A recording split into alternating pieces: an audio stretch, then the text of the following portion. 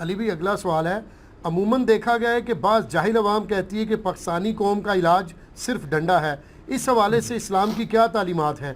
اگر کوئی ڈکٹیٹر تلوار یا بندوق کے زور پر حکومت پر قبضہ کر لے تو اس کی حکومت لیجیٹیمائز ہوگی یا پھر اس کے خلاف اٹھ کھڑا ہونا چاہیے؟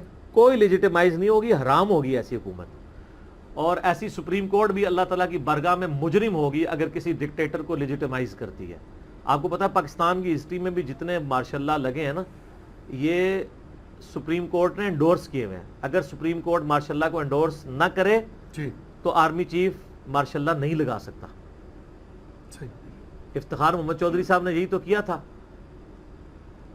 مشرف اپنے زمانے کا کتنا بڑا فرعون بنا ہوا تھا، صحیح۔ آج تک ہماری فوج کو آفٹر افیکٹس اس کے بھگتنے پڑ رہے ہیں۔ جی وہ تو بعد کے آرمی چیف کیانی یا رحیل شریف یا اب جو آئے ہیں، انہوں نے کچھ آ کے کچھ اپنا اعتماد عوام کے اوپر بحال کیا، ورنہ جو کچھ وہ کر کے گیا تھا تو اس کو لیجیٹیمائز نہیں کیا تھا نا اس وقت کے چیف جسٹس نے، جب اس نے ایمرجنسی نافذ کی تھی۔ جی تو وہ دیکھ لیں پھر مشرف کو ہی وردی اتارنی پڑی اور آج تک بھاگا ہوا ہے، واپس نہیں آ سکا۔ تو پاکستان میں جتنے بھی مارشاء اللہ لگے ہیں یہ لیجیٹیمائز کیے ہی جو ہے وہ سپریم کورٹ نے۔ تو سپریم کورٹ اگر یہ کام کرتی ہے تو ان کو یہ سمجھنا چاہیے کہ اگر آپ اس طرح کی چیزوں کو لیجیٹیمائز کریں گے تو اس کا تو مطلب یہ ہے کہ کل کو کوئی بھی کو پارٹی جتھا بنا کے قبضہ کر لے حکومت کے اوپر تو اس کی حکومت لیجیٹیمائز ہو جائے گی؟ نہیں۔ اسلام میں قطعاً کسی کو یہ حق حاصل نہیں ہے کہ وہ کسی کی مرضی کے بغیر اس کے اوپر حکومت کرے، صحیح۔ جب تک کہ کثرت رائے نہ ہو۔ وَأَمْرُهُمْ شُورَى بَيْنَهُمْ قرآن میں ہے، مسلمانوں کے آپس کے معاملات مشورے سے چلتے ہیں۔ بے شک۔ ٹھیک ہو گیا؟ میرا یوٹیوب پہ کلپ بھی ہے، doctor Israr versus Javed Ahmad Ghamidi on Islamic democracy, اور اسی طریقے سے پاکستان کا نیکسٹ پرائم منسٹر کون، 2018 کے الیکشن سے پہلے میں نے اس کے اوپر ڈسکشن کی تھی اسلامک ڈیموکریسی کے اوپر۔ ایک تو وہ کافروں کی ڈیموکریسی ہے، ایک اسلامک ڈیموکریسی ہے جس میں قرآن و سنت کے دائرے کے اندر قوانین کثرت رائے سے طے ہوں گے۔ حلال اور حرام کا فیصلہ کثرت رائے سے نہیں ہوگا، وہ کتاب و سنت کی نص سے ہوگا، بے شک۔ چاہے پوری دنیا بھی اکٹھی ہو جائے، حلال حلال ہے، حرام حرام ہے، بے شک۔ ٹھیک ہے؟ لیکن حلال کے دائرے کے اندر نبی علیہ السلام بھی کثرت رائے سے فیصلہ کرتے تھے۔ آپ بھی حدیث کے بارے میں کہتے ہیں نا، جمہور محدثین کے نزدیک یہ راوی ثقہ ہے، جمہور محدثین، وہاں جمہوریت حلال ہو جاتی ہے، جی۔ ویسے وہ ملوکیت کو صحیح کہتے ہیں اور جمہوریت کو حرام کہتے ہیں۔ ملوکیت سے 1 کروڑ گنا بہتر ہے جمہوریت، جدھر فریڈم آف ایکسپریشن تو ہے۔ جہاں دیکھ لیں عرب ملکوں میں ملوکیت ہے، آپ وہاں بات بھی نہیں سچائی کی کر سکتے، اور یہاں پہ آپ دیکھیں، آپ آزادی کے ساتھ مہذب انداز میں اپنا اختلاف رائے ریکارڈ کرواتے ہیں۔ اس پلیٹ فارم سے ہم اختلاف رائے نہیں کرتے، ہم پولیٹیشین سے بھی کرتے ہیں، پرائم منسٹر سے بھی کرتے ہیں، ہم ریاستی اداروں سے بھی کرتے ہیں، ایجنسی سے بھی علمی طریقے سے اختلاف ریکارڈ کرواتے ہیں۔ ہاں، یہ نہیں کہتے کہ پارٹی بنا کے جتھا بنا کے ٹوٹ پڑو ان پہ، اصلاح کی کوشش کرتے ہیں۔ اللہ کے فضل سے جو باتیں ہم 2012-13 میں کرتے تھے، آج اللہ کے فضل سے وہ ہمارے ملک کی پالیسیز بن چکی ہیں کہ نان سٹیٹ ایکٹرز نہیں ہونے چاہیے، جہاد صرف فوج کا کام ہے، اینٹی سٹیٹ ایکٹیویٹیز نہیں ہونی چاہیے، علماء مس یوز نہیں ہونے چاہیے۔ تو یہ ساری باتیں اب ہو رہی ہیں۔ اسلام میں قطعاً اجازت نہیں کہ کوئی تلوار کے زور کے اوپر ملک کے اوپر قبضہ کر لے، وہ ہمارا حکمران نہیں ہو سکتا، قطعاً اسلام میں اس کی اجازت نہیں ہے۔ اور یہ میں اپنی طرف سے بات نہیں کر رہا، صحیح بخاری میں سیدنا عمر فاروق رضی اللہ تعالیٰ عنہ علیہ السلام کا خطبہ پورا موجود ہے۔ میں نے واقعہ کربلا والے ریسرچ پہ، سر کربلا پڑھیں گے تو آپ کو سمجھ آئے گی نا کہ ڈکٹیٹر اور خلافت میں کیا فرق ہے۔ جی ہاں، وہ یہی مسئلہ تھا نا سر، تلوار کے زور پہ ہی تو مسلط ہوئے تھے وہ لوگ۔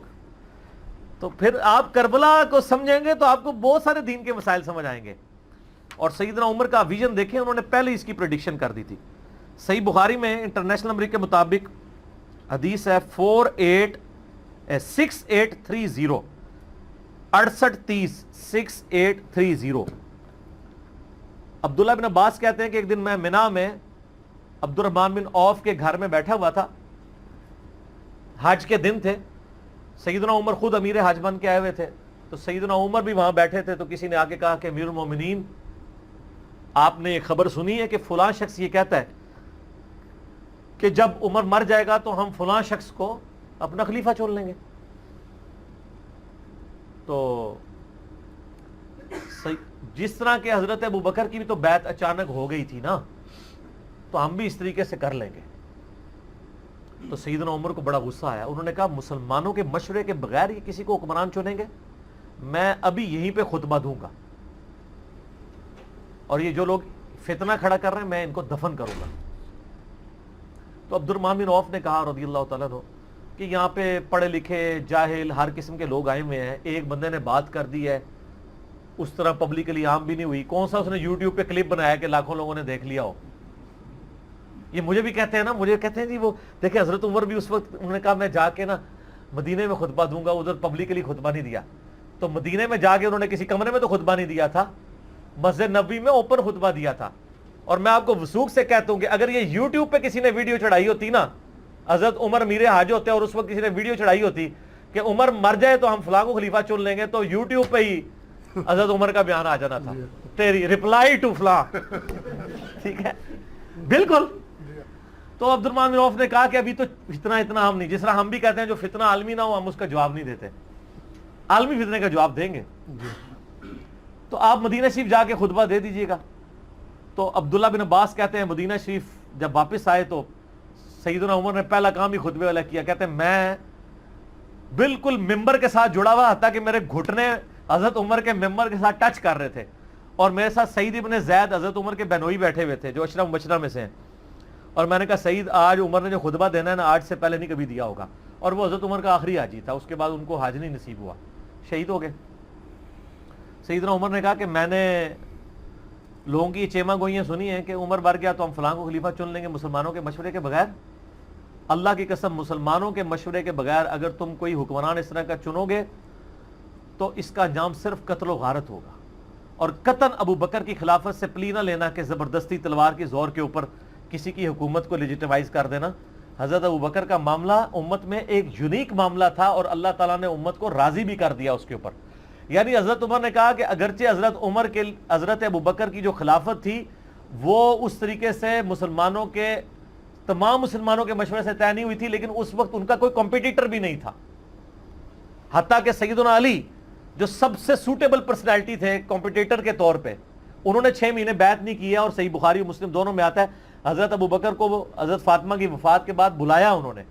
حضرت عمر نے کہا میں آپ کو اکیلے نہیں جانے دوں گا. ہائے ہائے, پھر ابو بکر تو ابو بکر ہے نا.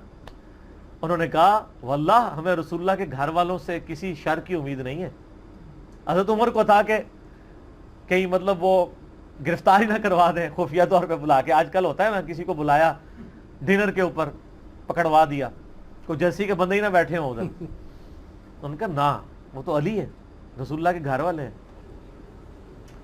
اکیلے سیدنا ابو بکر کے. حضرت علی نے پہلی بات یہ کی کہ ابو بکر اللہ نے جو آپ کو ہم پہ فضیلت دی ہے ہم آپ سے حسد نہیں کرتے, لیکن رسول اللہ کے گھر والوں کے ہونے کے ناطے کیا آپ کا یہ فرض نہیں بنتا تھا کہ آپ ہمیں بھی خلافت کے مشورے میں شامل کرتے. حضرت بکر نے رونا شروع کر دیا. حضرت علی نے کہا بس. یعنی ایک بندے نے اپنی اس مس ہینڈلی کو ایکسپٹ کر لیا جو سقیفہ بنی ساعدہ میں ہوئی تھی, اور ساتھ حضرت علی نے کہا مجھے کوئی حسد نہیں ہے, ٹھیک ہے. تو حضرت بکر نے کہا اللہ کی قسم مجھے رسول اللہ کے گھر والے اپنوں سے بڑھ کے عزیز ہیں. حضرت علی نے کہا بس مسجد میں چلیں میں اعلانیہ آپ کی بیعت کروں گا. یہ حضرت علی کی للائیت دیکھیں, ورنہ کہہ دیتے باہر جا کے ایک ٹویٹ کر دیں کہ علی نے بیعت کر لی ہے. ظاہر ہے جی اکڑ تو اکڑ ہوتی ہے نا پھر, لیکن سر وہ للائیت والے لوگ تھے. انہوں نے کہا اگر میں نے پبلکلی مشہور ہے نا کہ میں نے بیعت نہیں کی ہے تو اب میں پبلکلی بتاؤں گا کہ میں بیعت کر رہا ہوں. ظہر کے وقت ممبر لگایا گیا, سب سے پہلے حضرت ابو بکر چڑھے ممبر پہ. بخاری مسلم کے الفاظ ہیں حضرت علی کے شان میں نبی علیہ السلام کے احادیث انہوں نے بیان کی کہ حضرت علی کی یہ شان یہ شان, اور پھر اینڈ پہ کہا کہ حضرت علی کے بیعت نہ کرنے کی وجہ یہ تھی کہ ہم نے ان کو مشورے میں شامل نہیں کیا. پھر حضرت علی ممبر پہ چڑھے حضرت بکر کی شان بیان کی احادیث کی روشنی میں, اور پھر کہا کہ میری بیعت نہ کرنے کی یہ وجہ تھی اب میں بیعت کرتا ہوں. تو حضرت عمر نے کہا کہ یہ ایک اسپیشل کیس تھا, اب قیامت تک کوئی شخص تلوار کے زور پہ تم پہ مسلط نہ ہو. تو یہ کہتے ہیں نا یزید کی بیعت فلانے کا, ہم کہتے ہیں یزید کی بیعت اسٹیبلش ہی نہیں ہوئی کیونکہ وہ تلوار کے زور پہ کروائی گئی ہے. میں نے بخاری مسلم سے احادیث پیش کی ہیں. اگر وہ بیعت ہوئی ہوتی تو اس کے خلاف خروج کو یا قیام کو ہم خروج کہتے. حضرت حسین علیہ السلام کو ہم قیام کہتے ہیں, خروج نہیں کہتے.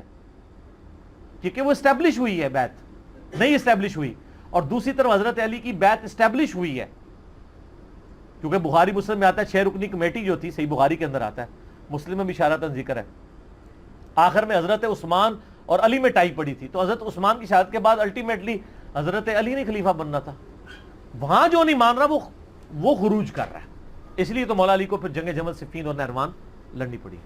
تو لہٰذا آج بھی آپ سمجھیں خلافت و ملوکیت کا فرق, آج سمجھیں ملوکیت ڈکٹیٹرشپ ملوکیت ہی ہے, اور خلافت کی ماڈرن فارم اسلامک ڈیموکریسی ہے جی, کہ جس میں مسلمانوں سے کم از کم مشورہ تو لیا جاتا ہے.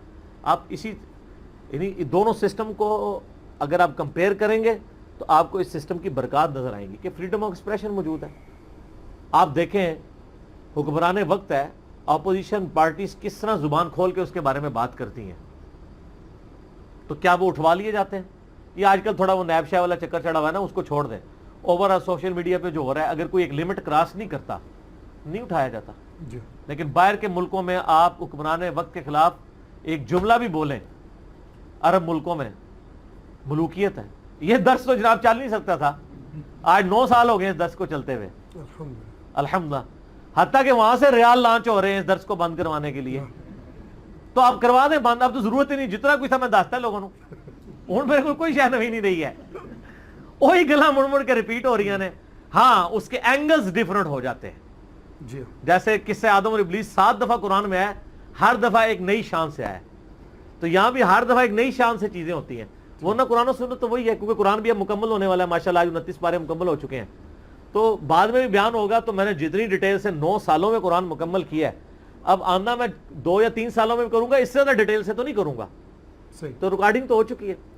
تو لہٰذا ہمارے لیے معاملہ لا خوف علیہم ولا هم یحزنون, ہمارے ہم تو کسی چیز میں بھی اب لوزر نہیں ہے. وہ کہتے ہیں نامکمل مشن کوئی رہ گیا تھا, مشن کیا, اب مکمل در مکمل, آپ تو آگے معاملات چل رہے ہیں اللہ کے فضل سے. تو اس لیے آپ چپ کر کے آپ ہضم کریں. صحیح, جزاکم اللہ علی بھائی. علی بھائی اگلا سوال ہے, امام فخر الدین